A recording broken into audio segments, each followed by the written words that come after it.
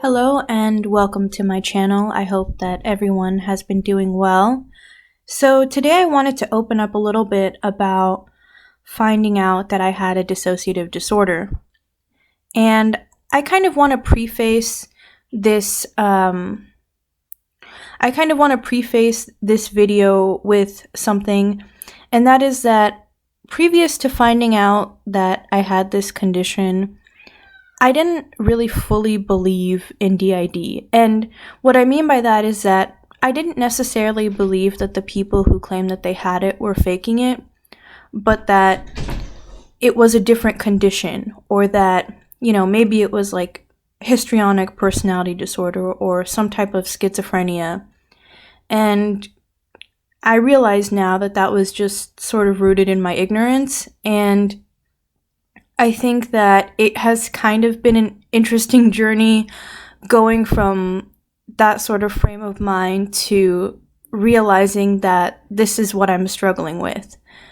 And so I just wanted to start out with that because I can imagine that there are people out there who have found themselves in a similar situation, at least with this particular diagnosis. So back to finding out about how I found out I have a dissociative disorder, and I think many other people can relate to sort of the algorithms of their social media feeds telling them things about themselves. And I think for me, what the algorithm showed me was a video on dissociative disorders. And something really clicked with me when I saw some of them. Some things started to really add up for me.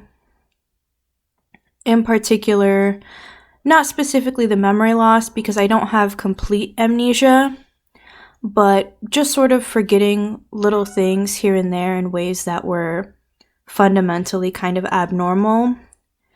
And something that really kind of hit home for me and convinced me that this was an issue was forgetting certain skills despite having learned them.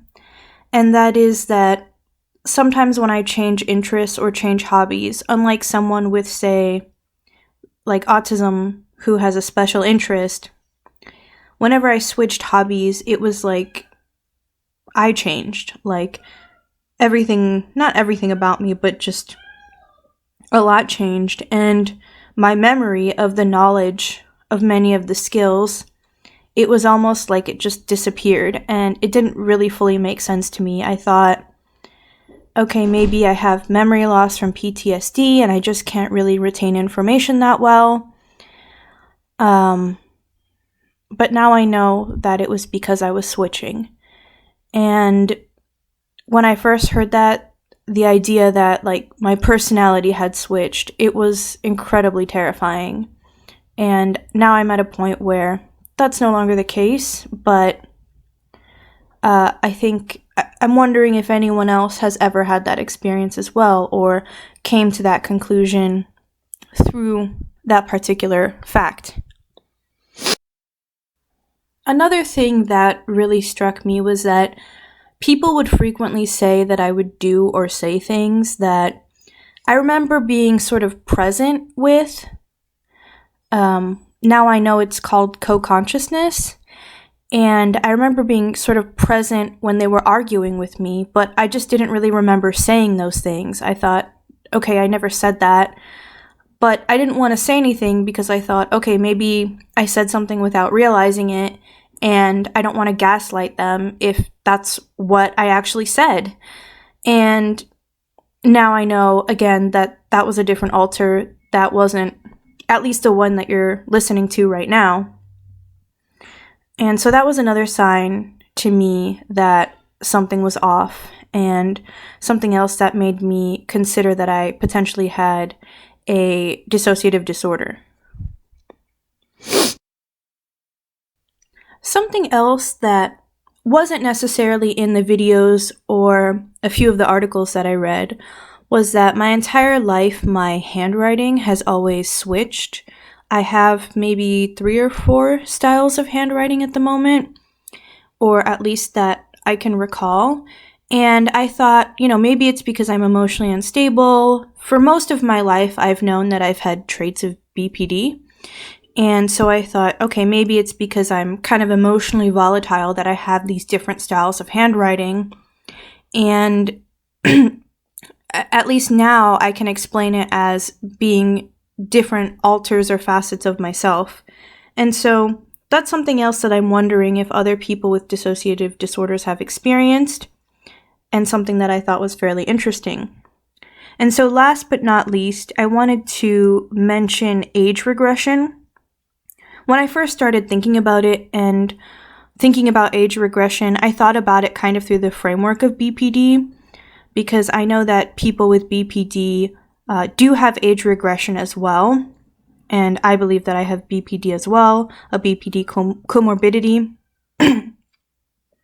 And so there were times when people told me that I had like a baby voice, or I was trying to be appealing with this baby voice, and I don't remember doing it. I don't recall ever using said baby voice, but I can kind of recall the feeling of sort of age regression, or a younger, or as I know it now, a younger alter. And that sort of started to add up for me, because much similar to the other things that I couldn't necessarily recall, I remember being there. I remember co-consciousness, and not necessarily feeling like I was the one who did that, or I was the one who said that. And so I think that's something, at least for me going forward, is getting more in touch with the alters, getting to have a better concept of them. I know for most of the videos that I've seen online on YouTube, a lot of people have really great contact with their alters and have a good concept of all of who they are. For me personally, I'm not there yet, but here we are. We're at the beginning. We're just figuring things out. And so thank you so much if you're listening. I hope you have a wonderful day. And if you can relate to any of this, please comment below. I'm definitely looking to connect with more people who feel like they've had these experiences, or feel like they've experienced something similar.